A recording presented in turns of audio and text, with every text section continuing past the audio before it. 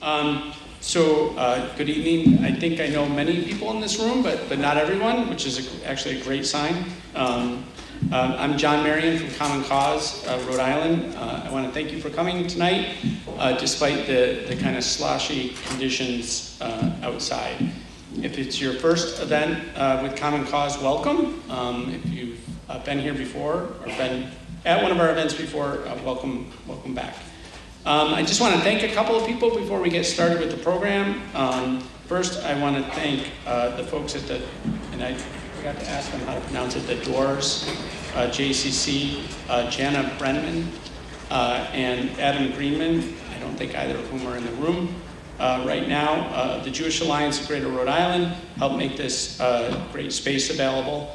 Christina Mora of Common Cause and Kathy Saunders of our board helped with the execution of tonight's event. And of course, our panelists, or at least the three of the four who joined us tonight, we'll thank them.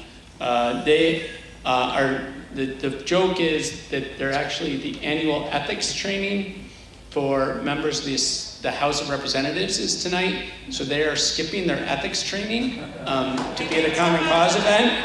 I've done it for 10 years, so I think he skipped it for 10 years. And I got to go to half of it before coming here. Yeah, so I told them they didn't have to skip ethics training to join us, but they chose. So I'm not. John said you would hold it. No, I did not say I would hold it against candidates and told us that we didn't show up. So you see, this is going to be a challenge tonight. Jared Nunes is on his way, by the way. He'll be here in 2 minutes. Okay, Jared Nunes is on his way. Great. So this is part of a series we call Demystifying Democracy. We started this in 2017 because, quite honestly, we get a lot of questions about how the legislative process works in Rhode Island. We wanted to help Rhode Islanders understand the legislative process a little better.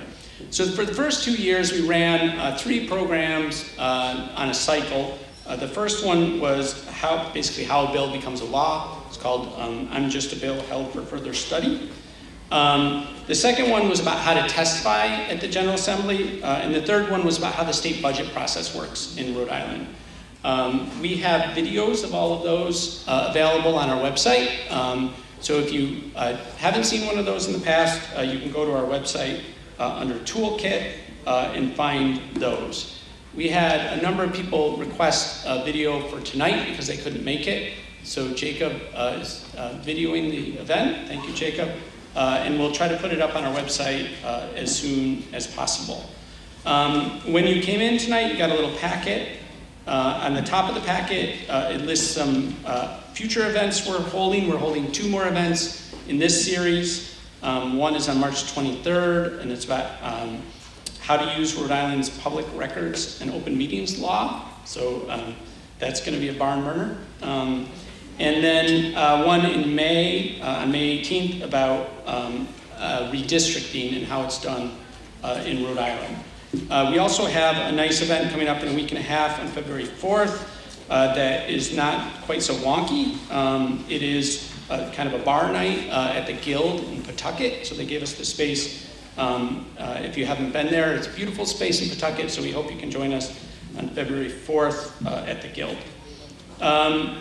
The other things in the packet are a couple of things to get you started on this subject. Well, one is sort of explaining who we are as an organization, because many of you are new to Common Cause. The other is our agenda in 2017 or 2019. And then 2 pieces about the subject tonight. One was a piece by Phil Isle of the now defunct Providence Phoenix called The Seat of Power. And it's a piece he wrote about the speakership of Rhode Island and why it is too much power. And then the other one is an op-ed that I wrote back in 2016 about, again, same sort of subject about the power of the Speaker of the House and the role the House rules play in that. Finally, the other handout is for the events we've done previously. We created this toolkit that has kind of a glossary of terms associated with the General Assembly and the timeline of the General Assembly. We actually have a map of the General Assembly and where the hearings are, which we found is very valuable. And a checklist if you ever go up there to testify. So those are available at the check-in if you want them, and they're also available online as downloadable PDFs. We see this series as evolving, so if you have ideas for future topics, let us know.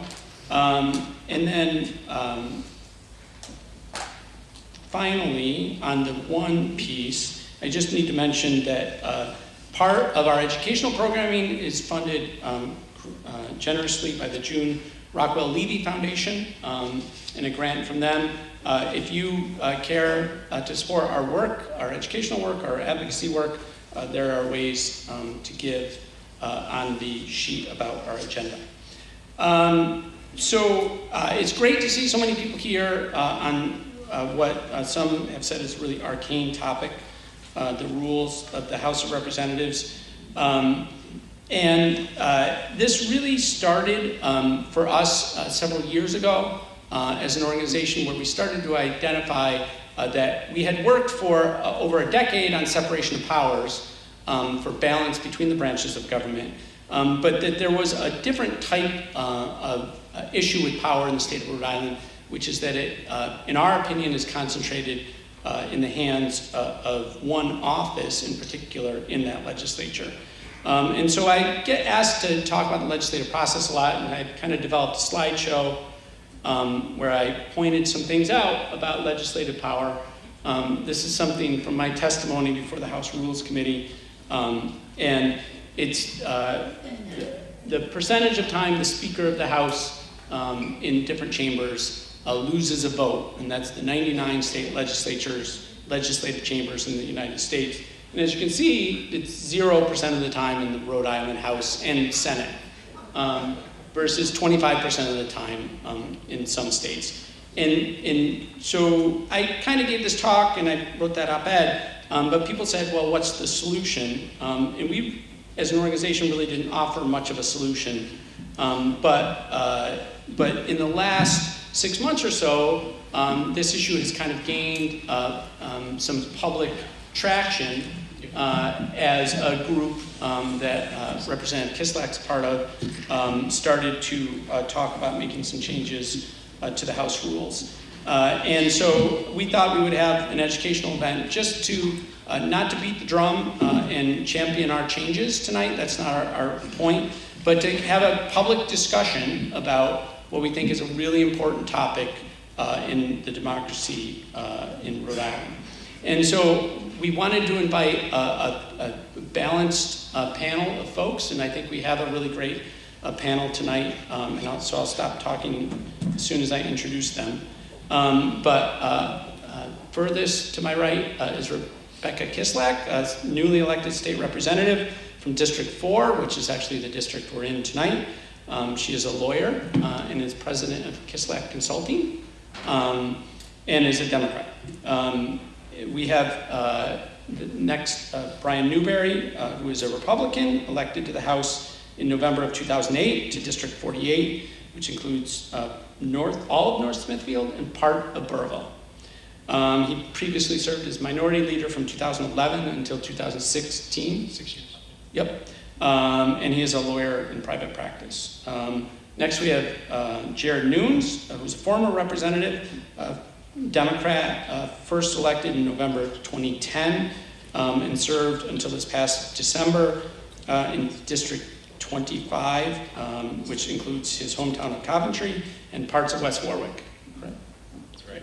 And finally, closest to me is Representative Stephen, as I recently found out, Ucci, not Ucci, I've been mispronouncing it for years, who was elected as Democrat to the House for the first time in November 2004 to District 42, which includes parts of Johnston and Cranston, and he is also a lawyer in private practice. So we're going to start just by giving them a few minutes to introduce themselves and what they want to say on this topic. And then the way this typically works is I sort of ask them a series of questions, kind of leading them through the topic. And then we will open it up as time allows to public questions at the mic. So that's how we're gonna go, and I guess we'll maybe start in that same order, and we'll ask Rebecca Kislak to introduce herself. Great, thank you. Is this on? It's on, but I think... Now it's on, Okay. yeah. Hi, I'm Rebecca Kislak. I am the state representative newly elected here in District 4. Many of you are my constituents, and thank you for coming tonight. I love ethics and rules and procedure, and was that nerdy law student who really dove into all of that stuff. And so this is a natural thing for me to pay a lot of attention to. I didn't know it was a thing that other people were paying attention to, and was really surprised when I was at events around the district, maybe when I knocked on your door, heard about the rules of the House, which I had not read before the campaign, and I knew there were rules and I knew they were important, but I didn't know them in their details. And I certainly didn't imagine that lots of other people were paying attention. So I was thrilled to start learning more about the rules of procedure of the House, and really dove in after I won my primary, and learned that other people were also paying attention. And I read Representative Newberry's op-ed in the newspaper. I think I was doing, the first time I really heard about the rules, there was 2 years ago, when I was doing a session on how to be a good advocate up at the State House, and John Marion was sitting in the back, and somebody there asked about the rules. And that's when I first learned that Representative Nunes was going to propose some changes that year, and that it was a thing that maybe we should all be paying a little bit more attention to. And of course, my Republican colleague here will point out that they have been paying attention for many years. So we are more of us together on the same page, on the right page. I am coming at this from wanting to be a part of a collaborative governing process that brings all of our voices to the State House, that makes sure that each of the 75 of us who gets elected to the State House and represents our constituents has an equal and important say in what goes on up there. And I think I'll leave that there right now. So thank you for coming. Yeah.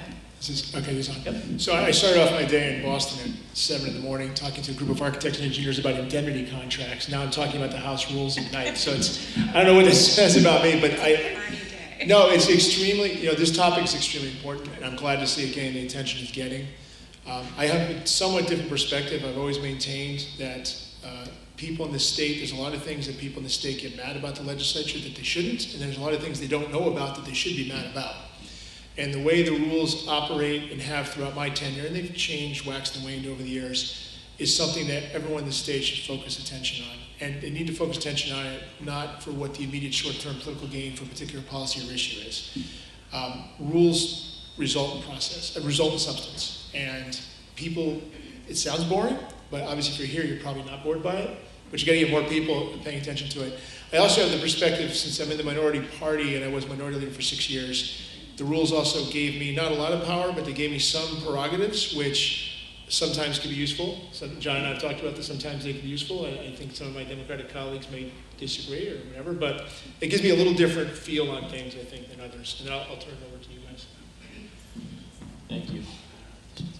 Is this on? Okay. Yeah, I'm really surprised at the turnout here. I didn't think that this was a subject that would draw this kind of a crowd on a weeknight, but I'm actually really happy that this is this kind of a turnout, because a lot of people that pay attention to politics talk about the need for a line item veto in this state and the changes that would result from something like that.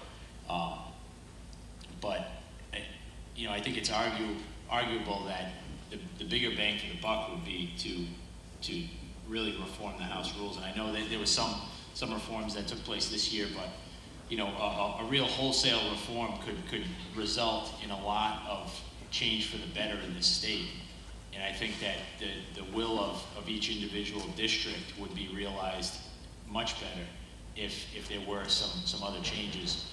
And I'm really, you know, the more attention that's put on it, I think the more that it would spread, and the more people would realize that it's the easiest change to realize the most benefit for everybody.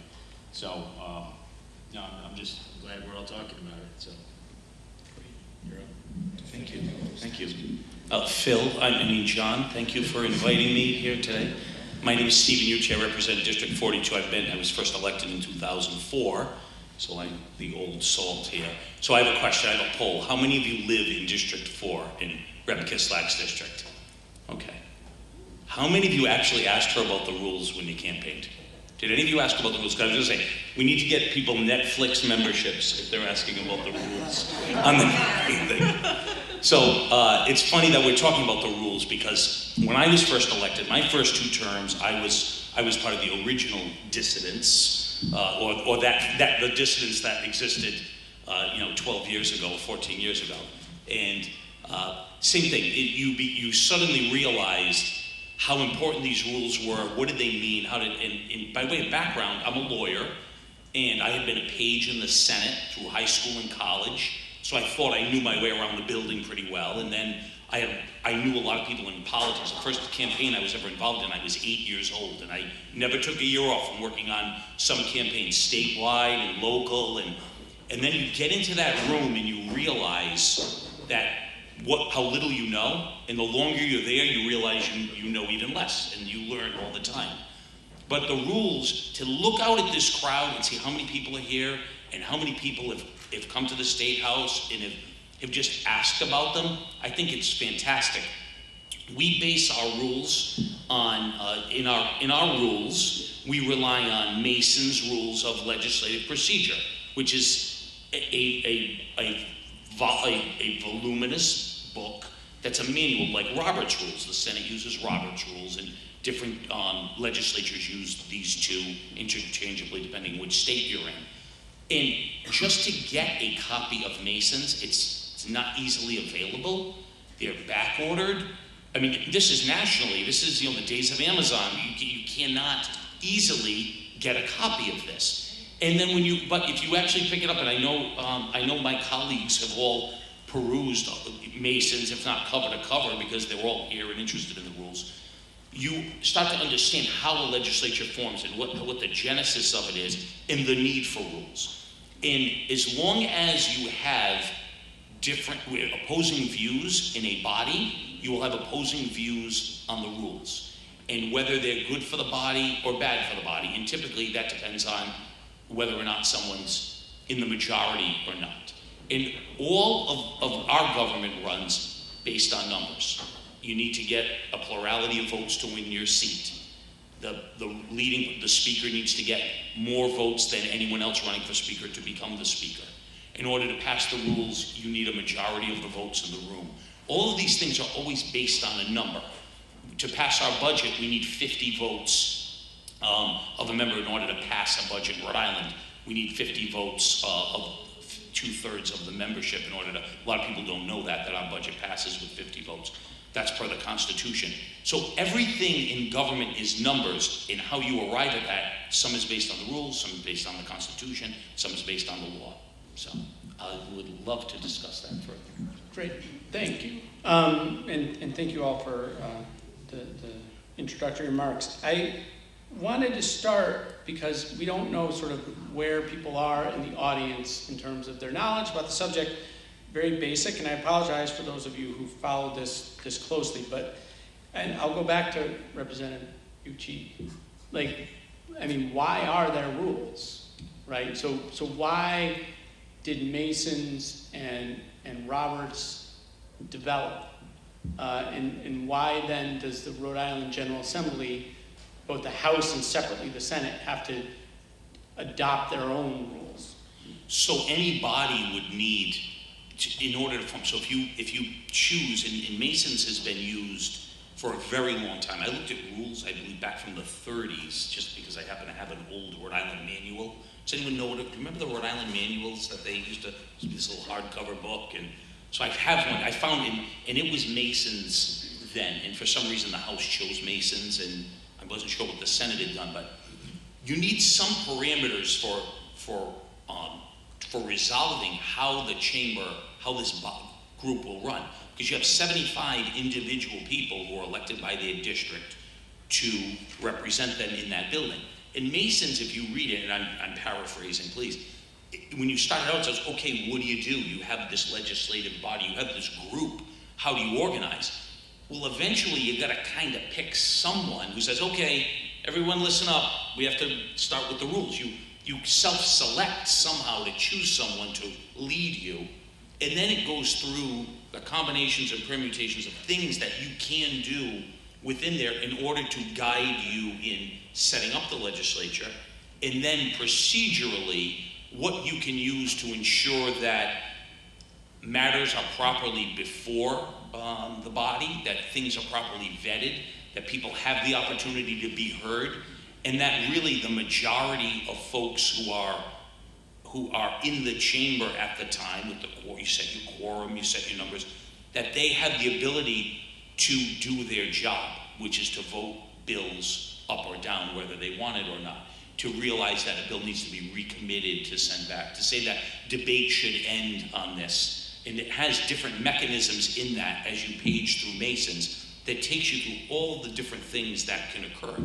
And not to bore everyone, I will tell you a war story. So in our rules, there is a rule that says, in the event of a tie vote, the question shall be lost. I believe that's what it says. Meaning, if it's a tie, it loses. So before that rule was put in, and that rule was put in 2008, because we had a tie on the floor.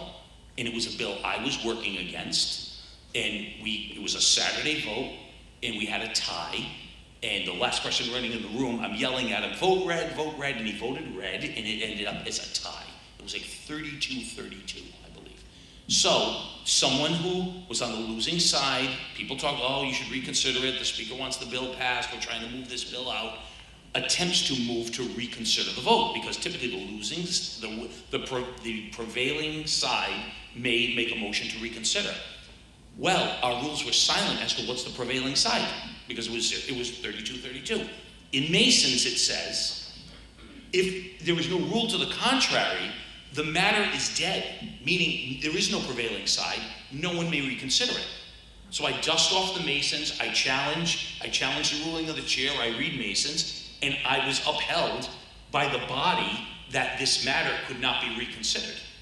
So that's an example where the rules are silent, we open to Masons, we see it.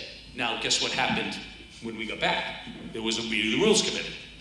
And now we have a rule that says, when it's lost, you know, the matter is considered, the prevailing side is the no vote. So the moral, just kind of pulling the moral out, is understanding the rules is a key to power, right? Absolutely. So your ability to turn to Masons in a moment's notice and take advantage of your understanding of those rules was advantageous. Yeah, it drives, and I said drives something. I just want to add something. I agree with 99.9% of what you said, probably 100%. That's okay, you can reserve yeah, judgment. Okay. You know, at the end of the day, to simplify though, what you said is this. Legislatures exist at the end of the day to pass laws. We're not debating societies. We either pass laws or we don't. Sometimes doing nothing is the best option. I always think that's the case most of the time, but anyway. But we exist to pass laws. So the fundamental question is, what is the process by which we do that? Because we all get elected, then we have to set up a process. And one thing I would actually encourage all of you to do, it's about 3 hours long, but it was actually one of the better debates we've had since I've been there. It was last Wednesday night at this time. You can find it on the website of the General Assembly. All the hearings and all the sessions are videoed. Watch the rules debate. Some of it was a little silly and went off topic, but a lot of it was actually very substantive. And during that debate, something was said by the rules chairman, Dr. Obezi of North Providence, who put forward the rules bill, and he said, the rules do not exist to allow the minority, wherever that is, could be dissident Democrats, could be Republicans, if you ever have a switch in the state, it could be the other way around, but it's not, the rules don't exist to allow the minority to gum up the works or get their way, because you need the numbers. And I said in response, I agree with that, but you need to have a process whereby the losing side thinks the process was fair. And I would submit the fundamental problem with our current rules as they exist is that the losing side on an issue-by-issue basis in our General Assembly does not find the process to be fair. And that's fundamentally, I think, why we're here tonight, to discuss how to make that process fair, while at the same time, I agree, the majority should, at the end of the day, rule in an elected body. Yeah, so just really quickly, you made a point during that debate, and I recommend the debate. There's another place to find it, which is Steve Alquist, who many of us know, has a website, Uprise RI. He actually, there were 4 amendments proposed to the rule that night. He breaks them out into separate digestible videos. Yeah, actually, you're right. Shorter if you watch that because it cuts out a lot of the nonsense. Yeah. So either the General Assembly's website, where you have to kind of hunt down last Wednesday's floor session, or Steve Alquist's website, where he cuts it up pretty well. But Brian, you made a point last week, or the minority leader did, I don't remember who, but like the rules are set every 2 years for a reason. Can you just explain the reason why they're set every 2 years? Well, no, I think I know what you're talking about. The rules are set every 2 years because we have an election every 2 years. We come in and we set rules. That wasn't the point. People misunderstood that debate. I have no problem setting the rules once every 2 years. I have a problem with what we set them as. But I guess we could redo the debate next January as well. But you don't have to keep revisiting. You either accept it or you don't. But the idea that, and again, I don't remember if it was you or the minority leader made that every 2 years when there's an election, the entire body gets elected. Yes. And so it's a new General Assembly, right? So I don't know if in Rhode Island they don't say it's like the 115th General Assembly the way they do in Congress. But it's a new body, and so you're organizing yourself. And one of the ways you organize yourself is through your rules. Right, and you have to, because you have to have some way to function. And elections are every 2 years, and that's why typically the rules are done every Yeah, they're typically done to be. We did a little earlier this year for other reasons, but they're typically the first substantive thing that's done, whether it's now or early February. Yeah, and just to illustrate your point, I have a slide here. John, one thing about that though, there is no mandate that it's done, that it is only done once every 2 years. The Rules Committee could meet at any given point during the legislative session and either change the rules, amend the rules, or it's just a matter of leadership calling a meeting of the Rules Committee and then passing something out of committee. So there's no hard mandate constitutionally or in statute that says they have to meet only once. Yeah, and there may be another Rules Committee meeting later this session to take up proposed changes to the rules that other people. Just to Brian's point, I want to point out, we looked at when the rules have been passed in about the last 20 years, and it was a little early. Actually, the timing of this event was to try to have this event before they were passed. But as you can see at the bottom, they were passed on the 16th of January this year. That's the earliest by about 3 weeks in the last 18 or so years. So they were sped up a little bit this year. I would submit maybe that was to get ahead of people who are trying to drive some change. But they're typically set early in the session after the election. Just a minor point I wanted to kind of to get across. But to reiterate what was said, so other people will throughout the year put in suggested rule changes, and the Rules Committee, if they've asked for a hearing, will meet and hear the suggested rule changes. And in my tenure, my first 2 terms, the Rules Committee went back in and made changes to the rules. I mean, usually based on things that happened. To strengthen the power of the leadership, which you were not part of at that time. Right, exactly. Yeah. To fix the loopholes is what that was. So a lot of this came to people's consciousness about 2 years ago, I guess, when they met in 2017, and the floor vote was on February 15th, and that was because Representative Nunes introduced a number of amendments, as did a number of members of the Republican caucus. Can you talk a little, Jared, about sort of why you set off 2 years ago to make changes to the rules? Yeah, so 2 years ago would have been the beginning of my 4th term in the legislature. And, you know, before I even first got elected, I had a gentleman who was a previous Speaker of the House decades ago said to me, the first thing he said to me was, if you get elected, you got to pay attention to the rules because, you know, study them, learn them, because that's where a lot of your ability in that building comes from on the floor. If you're not familiar with the rules, you're going to be lost in any type of floor debate or, you know, committee process. You really need to have a firm grasp on them. And I didn't really pay much attention to it then, but you know, once you're in the building and you know, navigating committees and things like that, after I want to say it was probably my second term, I really started to pay a lot more attention to how the rules operate and where the loopholes were or where the pinch points were that really held down a legislator that, you know, wanted to see things happen or wanted to pass what I thought were, you know, common sense bills and just couldn't get them through a committee or couldn't get them through, you know, you couldn't get a blessing from leadership. And I guess part of it is, you know, when you're on the outside of, you know, I was in the majority party at the time. Well, I still am. But when you're not on the, you know, part of leadership, or you're seen as somebody who is, you know, who goes against a lot of things that leadership tries to pass, or you're you know, I did debate a lot of things on the floor. I always, when I took issue with something, I never really sat down and just was silent about it. So when you are a legislator like that, it's difficult to get your own bills passed. So I started to focus on what the reasons were for that, and, you know, the power of the speaker in the state of Rhode Island is not really constitutionally granted. It's the power that's given to the speaker by the other members of the chamber through the House rules. So, you know, in my last term, that was where I figured I could make the most impact, because, you know, my legislative record wasn't that stellar. So that's part of the reason why I really focused on that. Yeah, and if you read the piece from the Providence Phoenix in your packet, there's a great quote by a political scientist at Providence College, Tony Afina, where he says the term Speaker of the House only appears in the state constitution 3 times. So it's not constitutional, it's through the rules. I think that's an important point. But these rules are passed as a resolution, not a bill.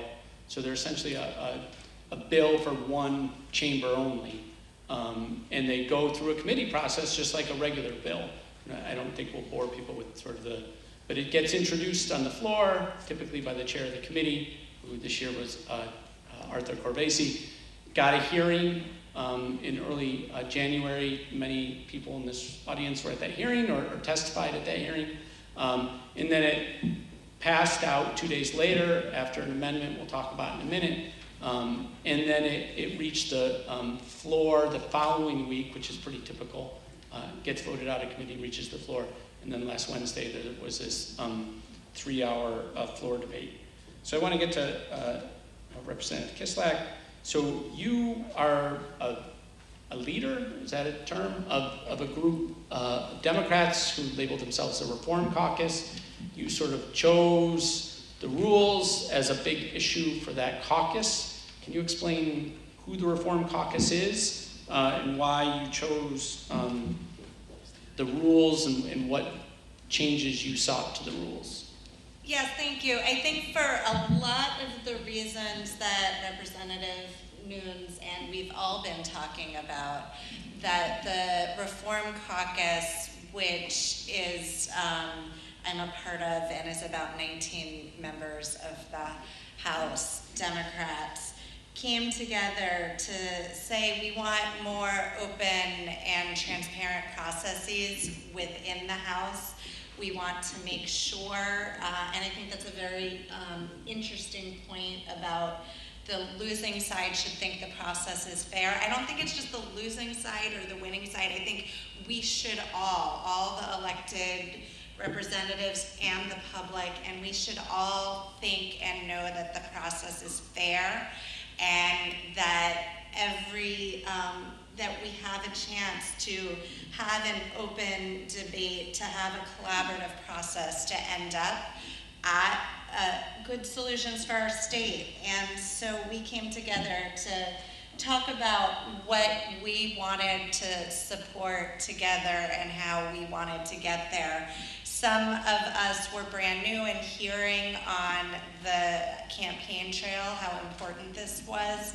Some folks have been serving for a very long time or intermediate amounts of time and had direct experiences with the rules kind of failing them and the process failing them in their legislation and their service as members and their ability to bring their constituents' voices to the State House. So we came together and decided to support, the first thing we did is we voted for new leadership. And we lost that vote. And I just want to make it really clear that it is not about the person, but it's about the position. And the way the rules are written right now and the way that the power in the rules is granted to leadership is the problem. And so we wanted to adjust the position itself and thought that the rules was the most powerful way to do that. And so we supported changes. We met for several months and we had about 15 different ideas for changes based on the work of those who've been working on this before. We came up with 3 or 4 ideas that we really pushed to make change in the rules to get the biggest bang for the buck and have the most effect possible, knowing that we weren't going to have a collaborative process where we opened up all the rules and could talk about what would really work best for Rhode Island, which I know would have been my preference, but knowing that we would be fighting from the sidelines and working for changes, we presented 4 changes, which were that bills would stay alive for 2 years. And that's just an efficiency change so that you don't have to introduce bills every single year, but that when we're elected, we're a new body, and as long as it's the same house, we can keep looking at the same bills. We asked for 48 hours of posting for amended bills, which I think is really important because often the public and legislators, even on the committees, don't get the changes that they're considering until right before or as they're being considered. So this would require some prior notice and ability to review what's happening. We wanted, at the end of session, the House generally does this thing called suspending the rules. Right now they can do it with the consultation and approval of the majority and minority leaders.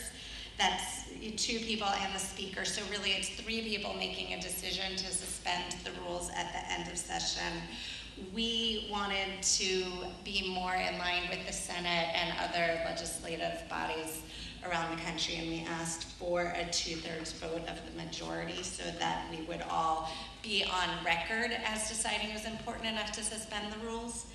And we wanted to make it a little bit easier to bring bills to the floor for a vote that had a majority of members who supported it through loosening the limitations on how to collect signatures for a discharge petition. Those were the 4 things about the rules that we came together to support, and also 2 other good government legislative initiatives, which I co-signed on to today. And I'm pretty sure at least one of my colleagues here did as well.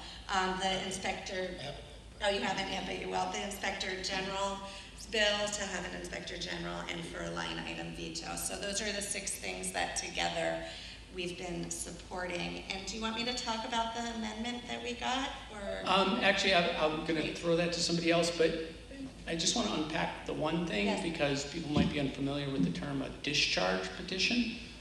There was a great article in the Providence Journal a couple of weeks ago as this started to flare up about the last time there was a real push on one of these, and I recommend that article.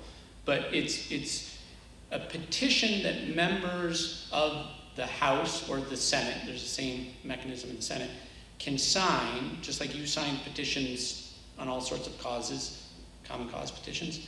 But they can sign it, and if 38 of them sign their name to it, then the bill is discharged from committee, so that it doesn't get a vote in committee, which is how it's normally removed from committee to the floor.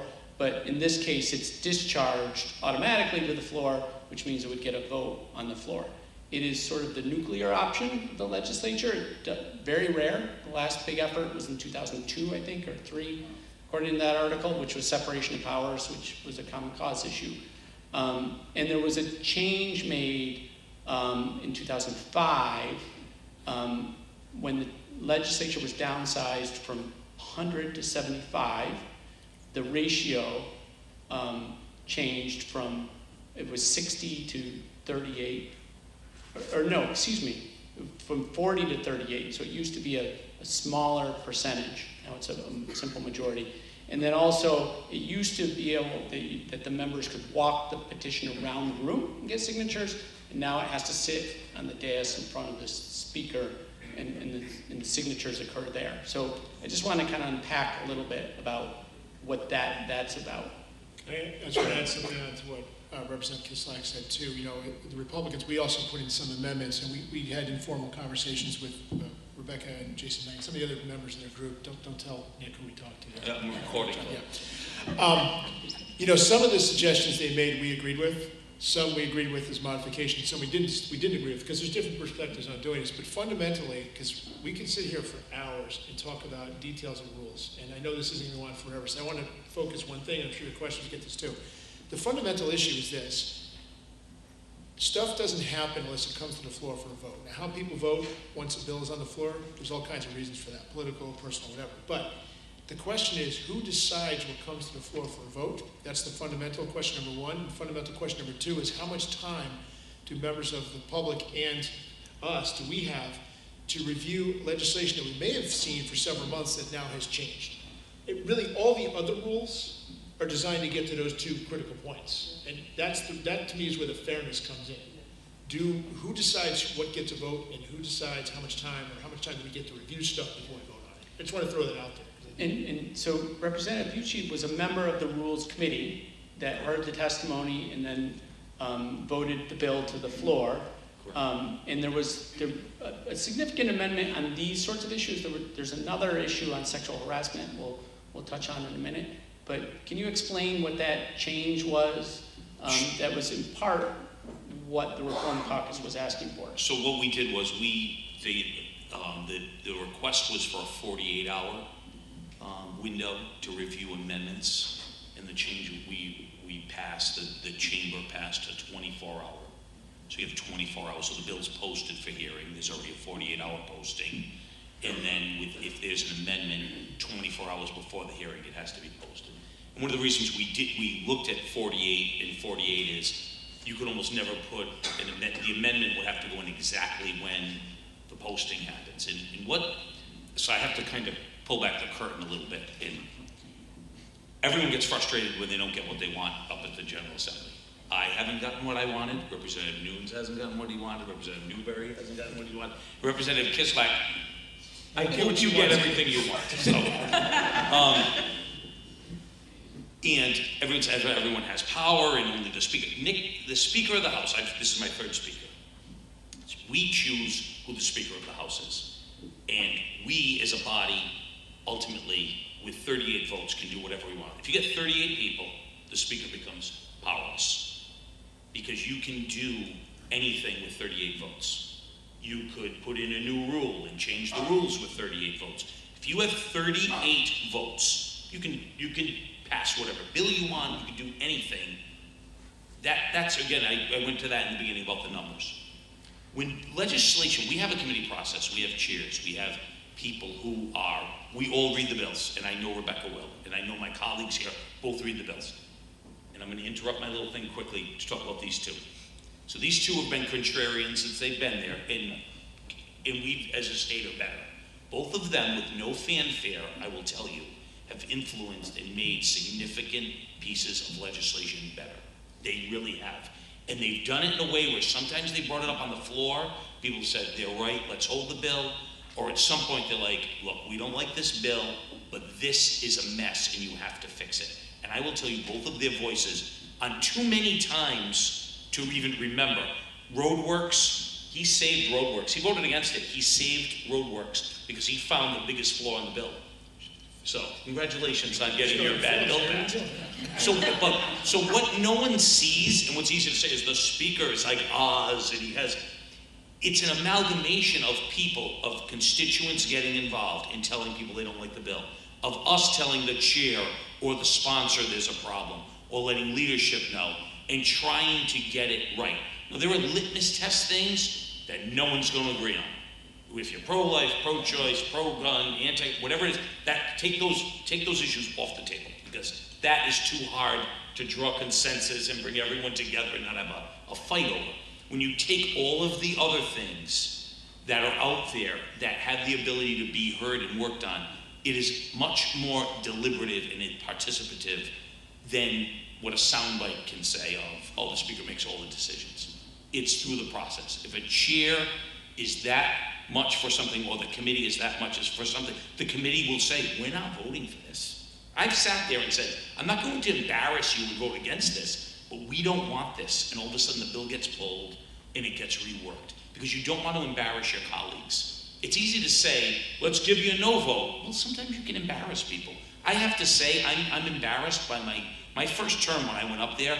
I would pick bills apart on my colleagues, and I would try to embarrass. I mean, unfortunately, I was naive and young to say, do you realize what the consequence will be? And I should have gone up and said, did you see this was the error in the bill, and try to make it better, the way they do it.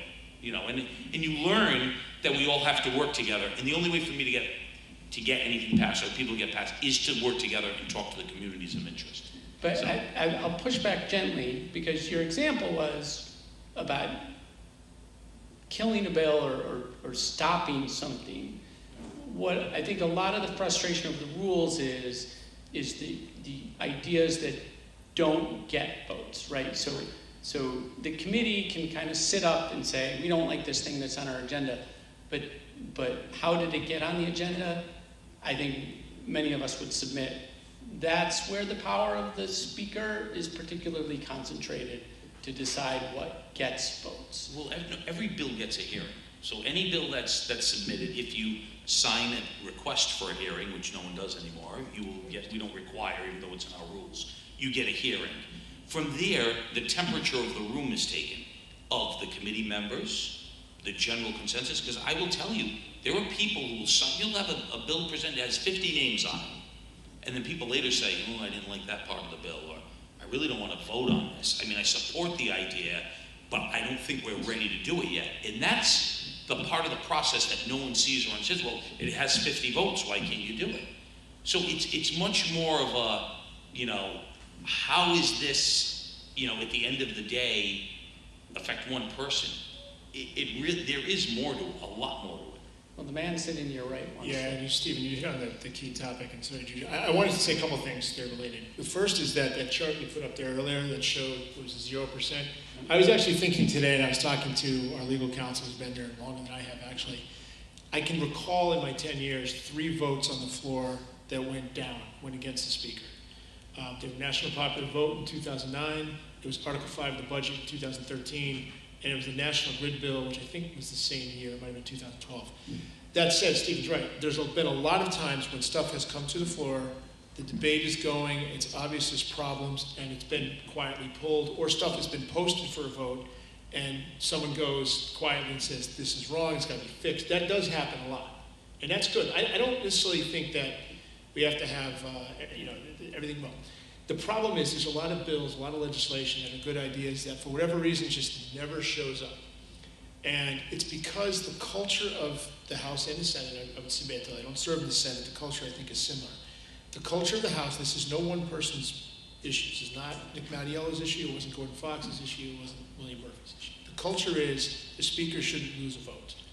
And I suggest that's a wrong culture. I think there should be no problem. If the speaker loses every vote on the floor, the speaker's probably not in charge of the operation anymore. But you have to be able to put legislation out there that can be voted down. But, and this is where I will speak out, and I'll be my partisan Republican self for a moment. Too many Democrats in this state, because the state is lopsided in one-party control and a lot of the elections you decide in primaries are, and I don't mean afraid like they're cowardly, but they don't want to vote on certain issues because they know that they, in their heart they think it's a bad idea, but their constituents want it, and they don't want to go take that tough vote. And I'm sorry, that's the reality. And that corrodes the culture, and that leads to this thing. I mean, there was always the abortion was a good example, right? There was I don't know if it still exists now, but there was always the deal. There would be no abortion legislation, ever. Pro-life, pro-choice, nothing. Because none of the Democrats wanted to get involved and get in a primary fight about that issue. That's the problem. And that's what leads to the rules we have. And that's why a lot of good ideas never see the light of day, even though they're small, they're not controversial. Or take a bill that the Republicans wanted for years, and the reason we got the bill was because Gordon Fox got arrested and Nick Mattiello became Speaker, and that's why we got rid of the master level. Okay? That bill would never see the light of day absent that change, and we all know why that happened. The master lever bill, though, had 53 signatures. 53. And I remember, because it was my bill with Mike Marcello, and I remember that bill, the leadership changed in 2010, and all of a sudden the majority leader and the majority whip were signatories to that bill with 53 signatures, and yet it didn't come to a vote, because the Democrats didn't want it. I understand why. They didn't want it, but they didn't want to vote against it. There's a lot of examples of that. That is fundamentally the issue. Yeah, that's an interesting. That bill was first introduced in 1962 and was introduced every year from 1962 to 2014 when it finally got a vote. It didn't have a vote. Instituted by the Republicans, by the way. Yeah. So I just want to go back briefly. So the one significant change to process that was made in the rules was now, just because there's some jargon in there that for folks who aren't as familiar, so 2,000 or so bills are introduced every session, several hundred ultimately pass, or at least receive votes on the floor. Oftentimes, after the hearing, the first hearing, amendments are made to that bill. Prior to this year, those amendments weren't public until they were voted on by the committee.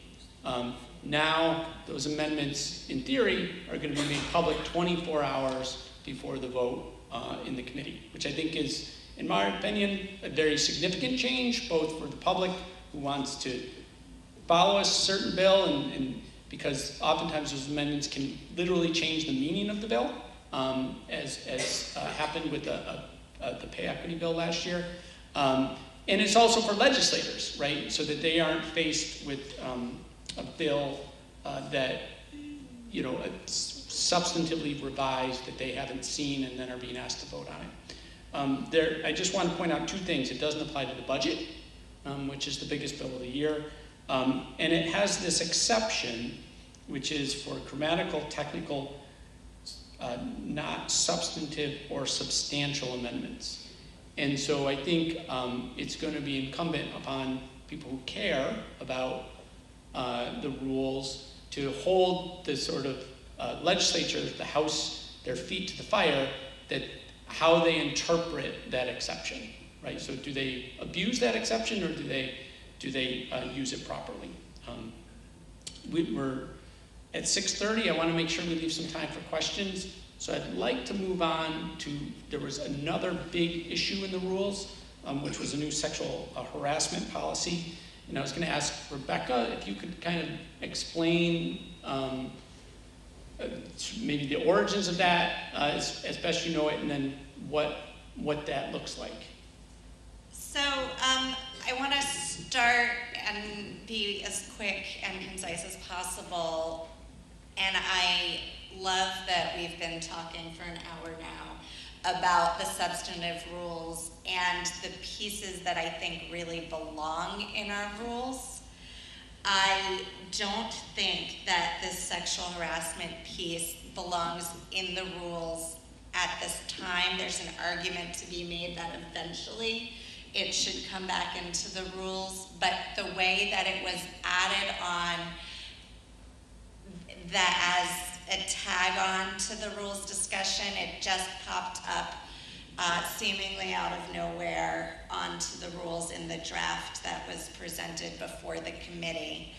And I have procedural problems with this because we had last session a sexual harassment commission that it was chaired by Representative Teresa Tienzi. It brought in national expertise on sexual harassment to really look into national best practices about a bunch of different pieces of sexual harassment. This commission recommended several pieces of legislation that were heard, none of which got out of committee. And by design, that commission was not to address sexual harassment within the building. So what I have been saying is that we need to address sexual harassment within the State House. It's important to do something, and we should really rely on the expertise that we've been developing within that building through the sexual harassment, and that's commission, and that's the right process to be going through. So the way that this was added on to a different substantive conversation, I think is one of the problems with how our committee process works and with rushing important legislation through.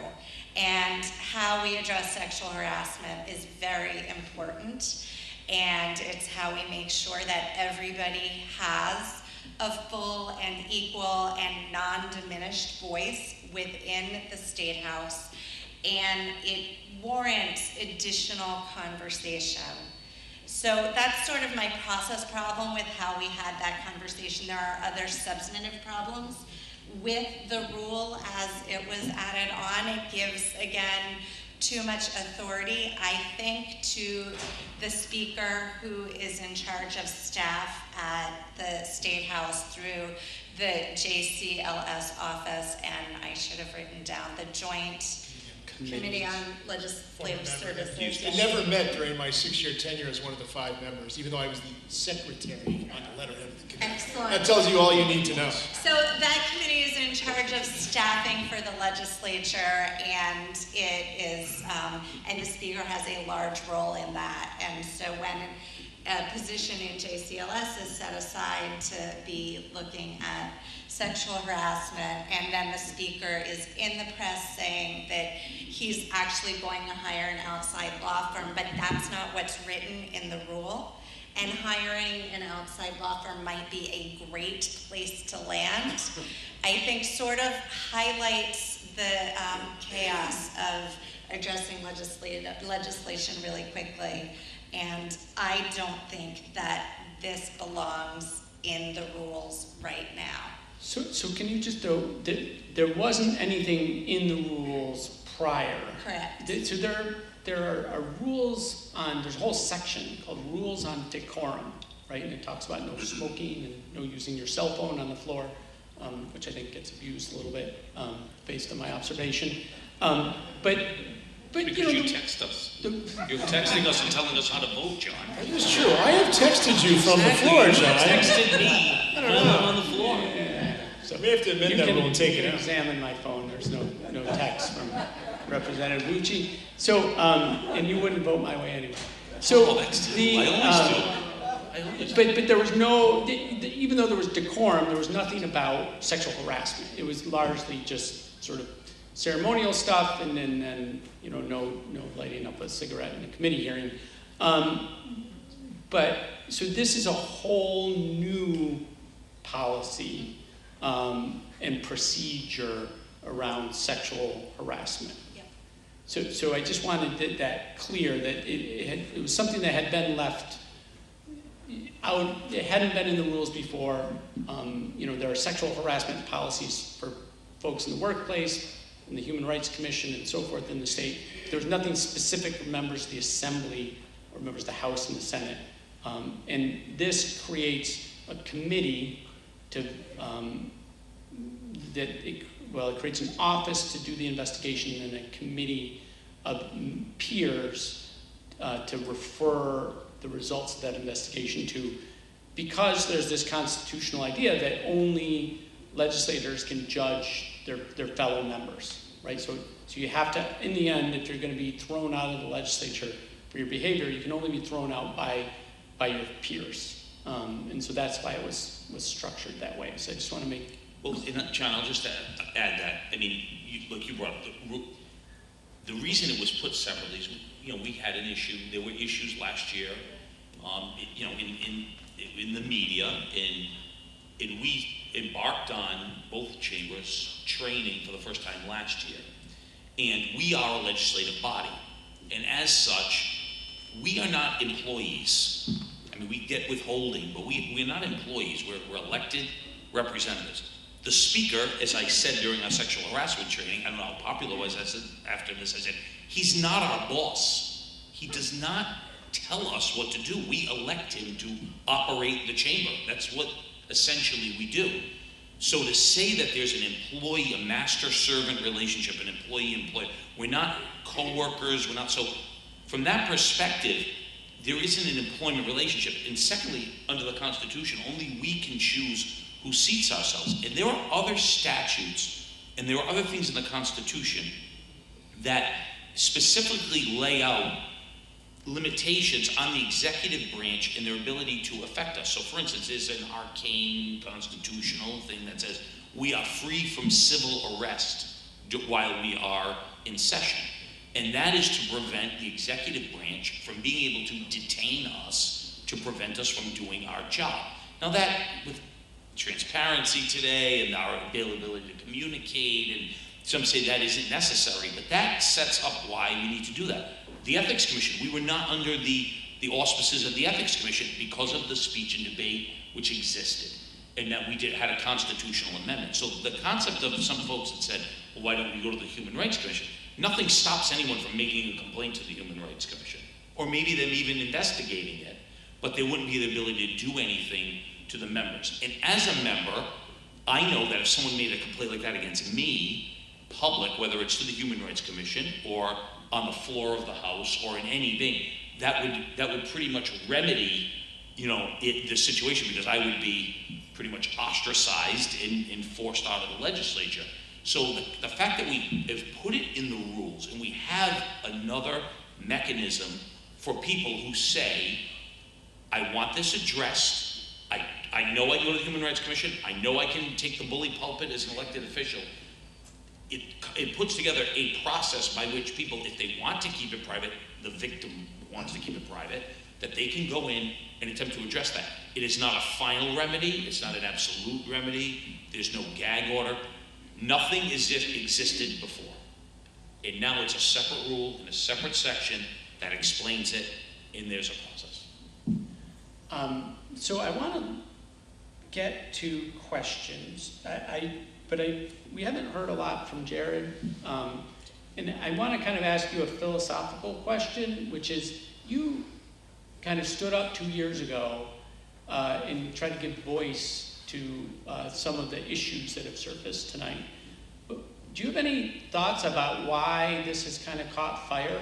Why we have 100 people on a Wednesday night in January here? Like, based on sort of the feedback you've gotten over the last 2 years, once you started that, do you see this as an issue going forward? And I want to pose that to Rebecca as well. I think that if the current climate persists with, right now there's a group of Democrats that are fighting for this type of change. I think if that type of thing persists, then, if there is that dissenting group, then yeah, it's something that people are going to pay more attention to. I think, Rep. Ucci alluded to something earlier, that the reason why, more votes aren't called on legislation is because people don't want to vote on them, or they would be maybe in a bad position, they would be put in a bad position. That made me think of the debate from 2 years ago when I had proposed an amendment at that time to allow, any member would be able to request a vote, a committee vote on any piece of legislation, at least one bill, during the course of a year. They could force a committee vote at the prime sponsor's request. And the rules chairman at that time said, on the floor, he said, do you realize what position you would put people in this room?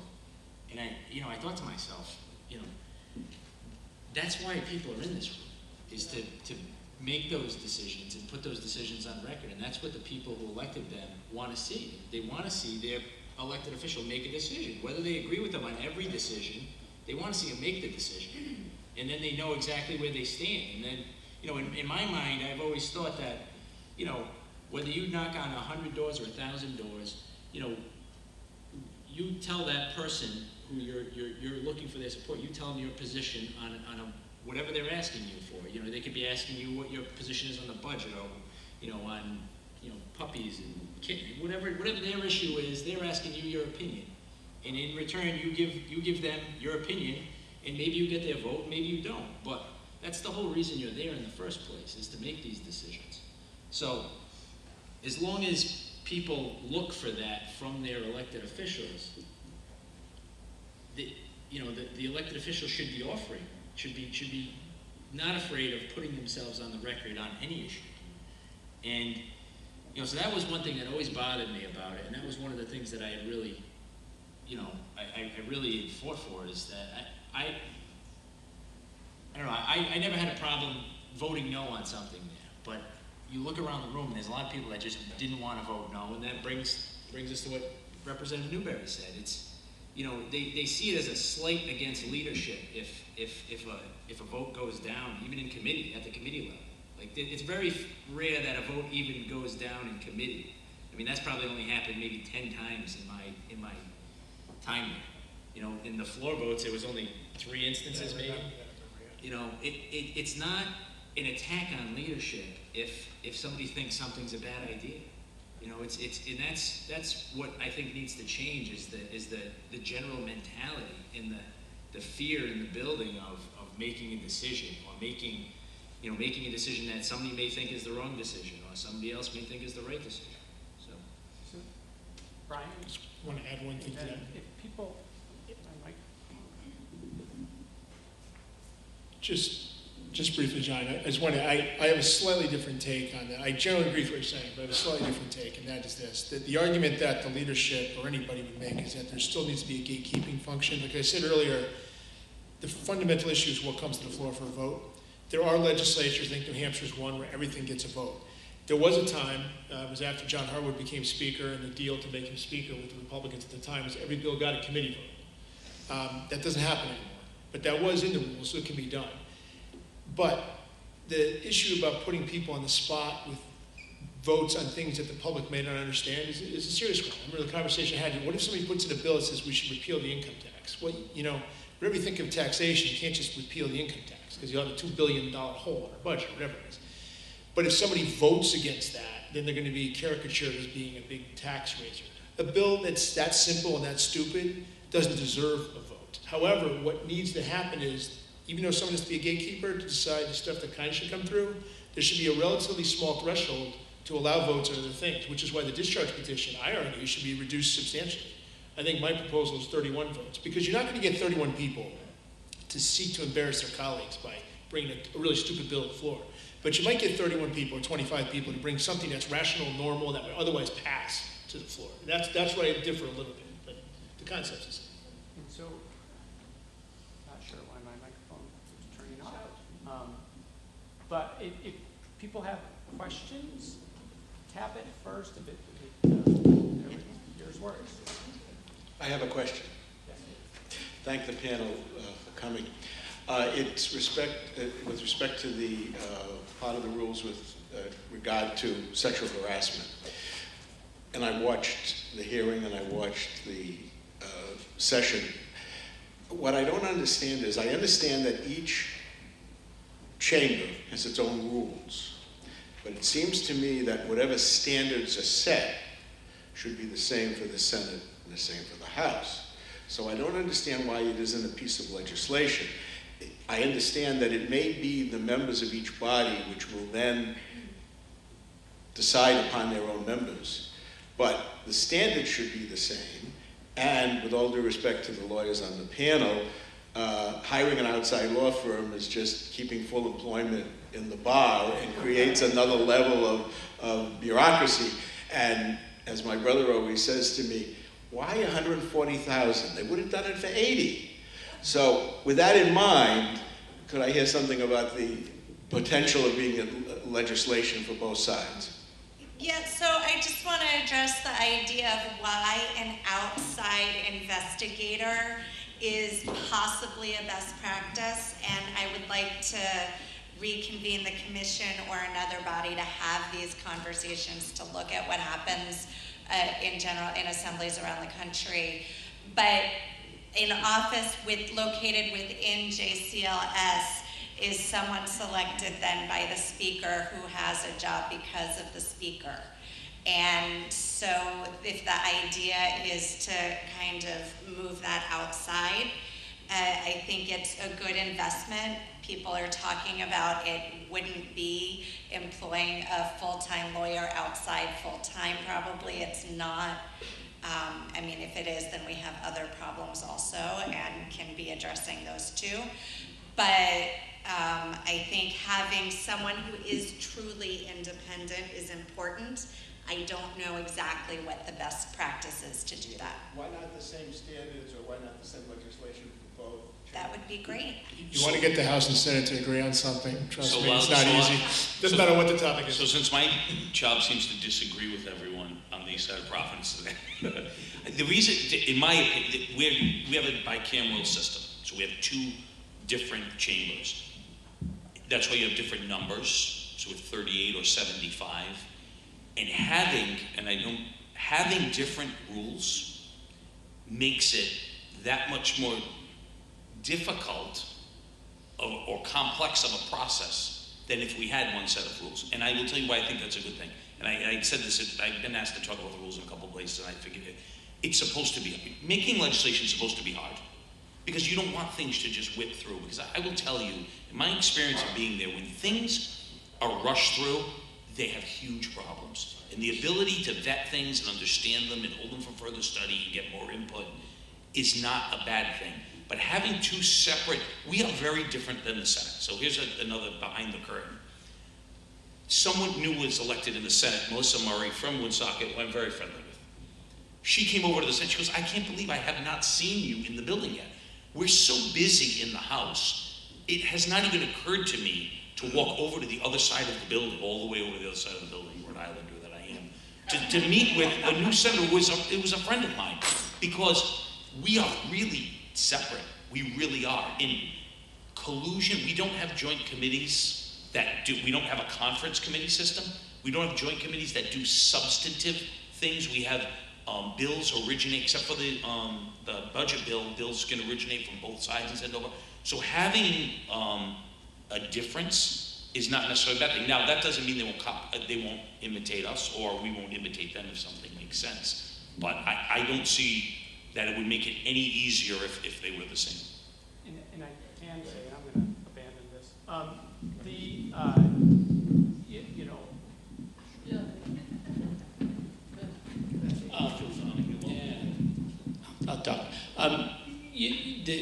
there are dramatic differences in the House and Senate rules. In some ways, the Senate rules are better from a transparency perspective. In some ways, the House rules are better.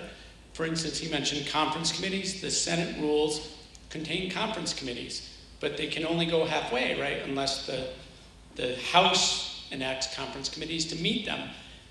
But I think it's a good illustration of the point that the rules can change and evolve, and that's why we're here tonight to talk about that possible evolution or revolution in the changes to the rules.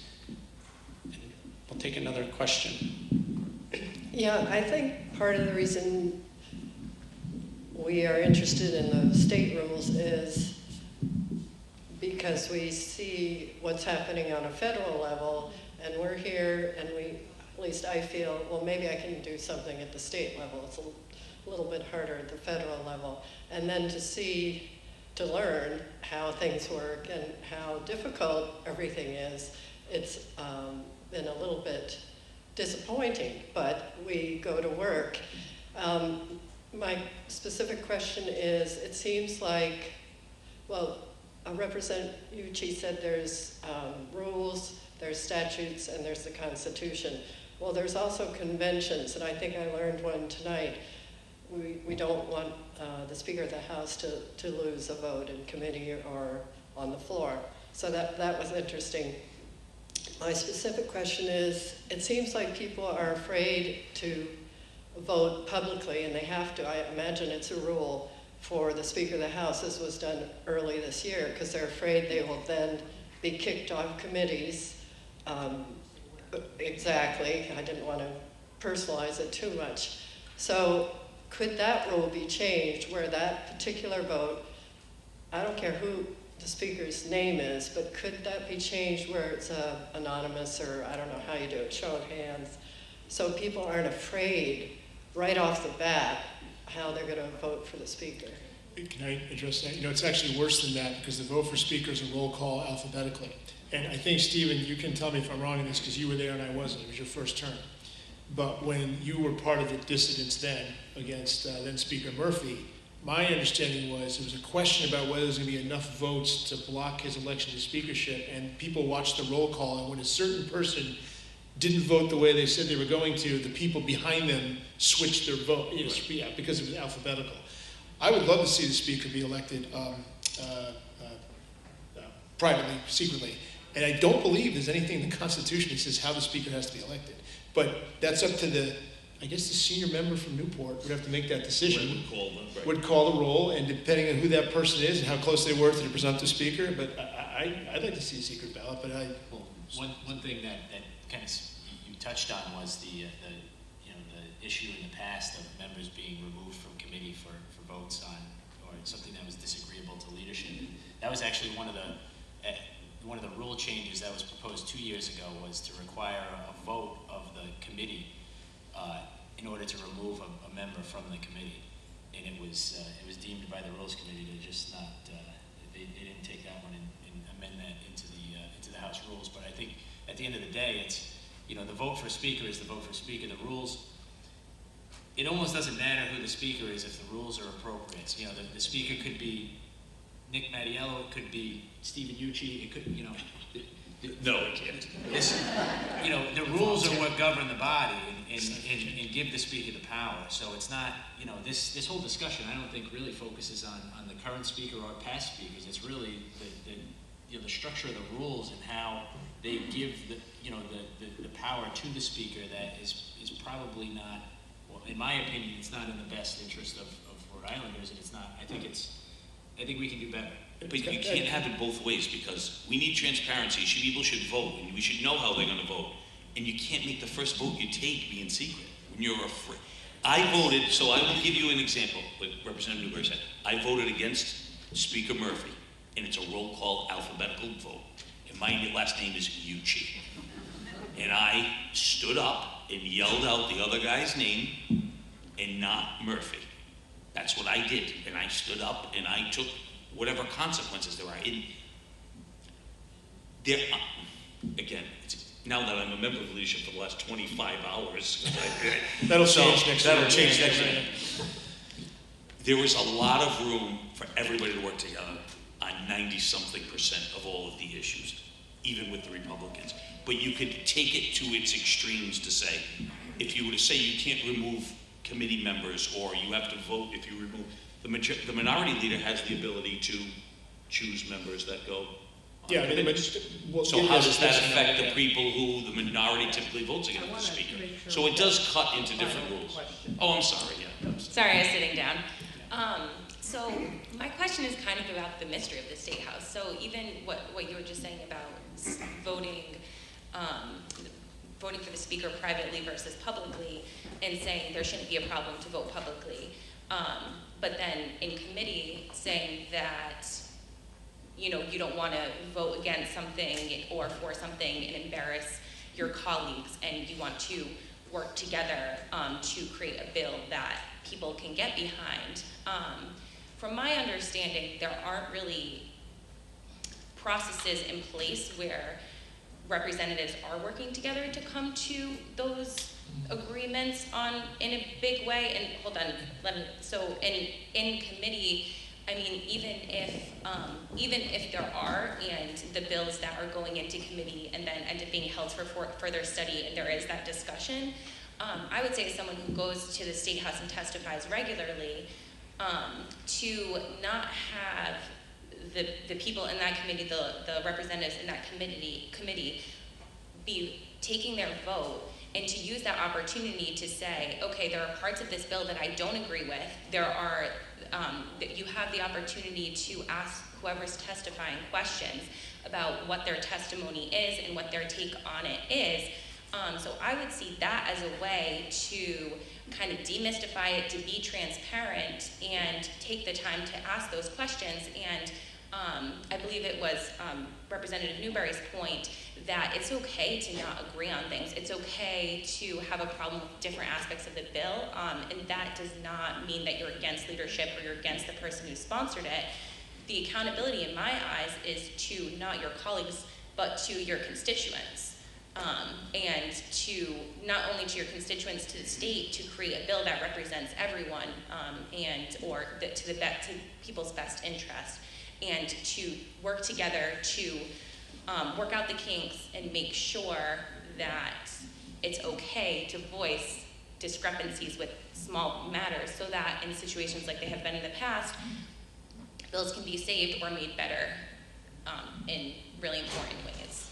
The problem you're raising, which I agree with, is a cultural one, though. It's not the rules per se. Those discussions do go on. They go on constantly. They go on behind closed doors. I don't mean that in a sinister way, because we talk. Like, you know, I'll give you an example of a piece of legislation I'm going to actually reintroduce this year. This is how things really work up there. The details aren't important. I think it's a good idea. It's a small financial thing. It would go into the state budget if it went in, but I put it as a bill several years back. I went to Stephen when you were the whip. I had introduced a couple of years, it didn't go anywhere. Then you were the whip, and I went to you. And Helio Miller was chair of finance, and you guys were close, I knew that. And you thought you'd co-sign the bill, and I bet you will when I introduce it this year. And I remember you said, we'll put it in the budget this year. And then Gordon Fox got arrested, and Helio was no longer the finance chair, and all of a sudden it went away. But those were sort of backroom discussions. The bill would have been public, and it would have been public in the budget, and it would have come for a hearing, and people could have testified. But the discussions about whether it's a good idea or not, they don't take place at the committee hearing. I'd like to see more of that, and that's, I think, what you're getting at. Right. I'd like to see those discussions take place in public more. That doesn't mean they can't or shouldn't take place privately. You can't avoid that anyway. But it's the culture of the legislature, which I don't know how you change that except, well, this is a nonpartisan forum, so I'll leave it at that. So I'll say that, I mean, I just came back, I was at a legislative conference last weekend, and we as legislators, many states, the folks are, our colleagues, assembly members, only staff does this. You go in, and some from other states, people have said, I cannot believe how involved you are in legislation, in that you actually physically make changes to it. This one assembly person from another different state was like, we don't ever, like, we have staff that does this.